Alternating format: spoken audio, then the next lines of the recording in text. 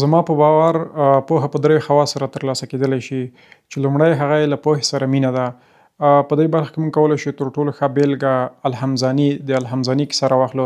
د هغه په اړه ویل کېږي چې له وفات څخه وروسته یو څوک په خوب په داسې حال کې ویني چې کوم ځای کې چې دی وي هغه هلته دا کورونه، دیوالونه، ماڼۍ او حتی د مکمل ښار د کتاب په بڼه ساز شوی وي او دی هم ناست وي په کوم ځای کې چې دی وي هلته ډېر زیات کتابونه ایښي وي او دی په مطالعه مصروف وي. کله چې له ده څخه پوښتنه کېږي د دې عجیب حالات په اړه نو دی په ځواب کې ورته وایي چې زه په دنیا کې له مطالعې سره ما ډېر شوق و ډېره مینه مې وه. نو ما په هغه وخت کې له الله څخه وغوښتل چې کله چې زه وفات کېږم شي سره چې دلته مینه لرم باید هغه ماته هلته حاصل شي. نو دی بیا وایي چې د ما هغه سوال قبول شوی دی په دنیا کې او ما هلته غوښتي وو چې ګنې زه په آخرت کې هم له کتابونو سره وم، هماغه ده چې اوس هم دلته ماته کتابونه شته. نو دی خپله همدا لاسته راوړنه چې ده هغه د مینې او د علاقې لامل بولي. او بل ارواپوهنه هم په همدې باور ده چې که یو څوک غواړي چې په یو برخه کې بریا ته ورسیږي، نبوغ ته ورسیږي، نو تر ټولو لومړنی شرط چې ده هغه د یادې برخې سره مینه لرل دي. چې تر ټولو ښه بېلګه د نړۍ د اختراع پلار یا فخر المخترعین تاماس الوا ایډیسن کیدلی شي چې یاده کیسه که ملګري غواړي چې په همدا اړه نور وضاحت ته ورشي کولی شي چې د فکر وکړی او شتمن شي کتاب دویم څپرکی 42 صفحې نه وروسته مطالعه کړي. دویمه خاصه چې دا د لوستونکو دپاره یا هغه دا ده چې باید دوی ښه ټرین شوي وي یا دوی ښه روزنه ترلاسه کړې وي چې دلته په روسیو څه وصیې کېږي او د فرد ترڅنګ دلته بیا والدین یا کورنۍ هم مسؤله ده چې د هغو سره مرسته وکړي تر څو د مطالعې هغه عادت په دوی کې پیدا کړي یا باید پکې پیدا کړی وي په ماشومتوب کې چون عادتونه ډېر زیات قوي دي. د عادت په اړه په د عادت ځواک کتاب کې د ایچ ام کیسه راځي. د هغه په اړه ویل کېږي چې د طباوت په نړۍ کې تر ټولو عجیب ناروغ بلل کېږي هنري مولسن، ځکه چې دغه حافظه چې ده تقریبا 20 ثانیې ده، له 20 ثانیو څخه وروسته هغه خپله حافظه بایلي خو هغه اوس هم کولی شي چې خپل روټین ډېر منظم مخکې بوځي. د بېلګې په ډول هغه هر سهار وختي پاڅي، بیا د ورزش کالي اغوندي، د یو ډېر پر ازدحامه سړک نه تېرېږي، ورزش کوي او بیرته بیا راځي ځان ته د سهار چای تیاروي. نو په دې اړه علماو پوهانو کوشش کولی چې د دې په دې دلیل پوه شي چې څنګه دا کولی شي چې بدون د حافظه نه دا چارې ترسره کړي. بعد ډېرو هڅو نه دوی دې پایلې ته ورسېدل چې دا دنه مخکې چې دته د ناروغي ور پیدا شي یا لاس اف میموري ورته پیدا شي دا د ده عادت و چې د به هره ورځ همدا روټین کولو. نو ځکه دی چې کوم کار کوي دا په شعوري ډول نه بلکې په غیر شعوري ډول کوي.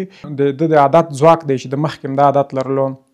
د عادت هغه قوت یې و چې دی اوس که څه هم حافظه نه لري خو بیا هم کولی شي هغه خپل ورځنۍ چارې منظم په مخ بوځي.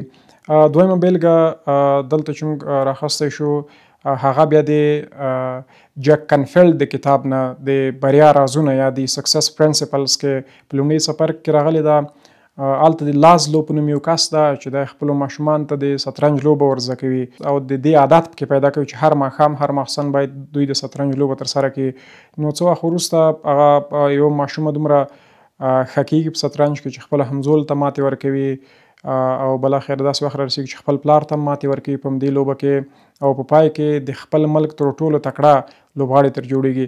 یوه شپه هغه د شپې تر ډېر ناوخته پورې شطرنج سره مصروفه وي. نو کله چې پلار ورته راشي او له هغې څخه غوښتنه وکړي چې نور هم دا لوبه بس ته لوبه پرېږده، هغه په ځواب کې ورته وایي چې زه به لوبه پرېږدم خو لوبه ما نه پرېږدي. یعنې د هغې عادت دومره قوي شوی و چې دی که اوس نه م وی غوښتي د دې نه دا شطرنج لوبه کېدله. دا د هغې د عادت ځواک و. نو ځکه کورنۍ مسؤلې دي چې خپلو ماشومانو ته سره په دې برخه کې کار وکړي تر څو هغوی د مطالعې په عادت روږدي کړي. درېیمه مسله درېیمه خاصه بیا دا ده چې دوی باید ډېر ښه ښوونه تر لاسه کړي، مطلب ویل ایجوکیټ شي چې په دې برخه کې بیا د خپله د فرد او د فرد د کورنۍ یا د والدینو ترڅنګ دلته لیکوالان، فلم جوړونکي، خپرندوی ټولنې دا هم مسؤلیت لري تر څو دوی ته د داسې مطالعې ماحول جوړ کړي، کتابونه ورته چاپ شي چې وکولی شي د فرد سره هم د انګیزې په برخه کې او هم په مسلکي برخه کې مرسته ورسره وکړي.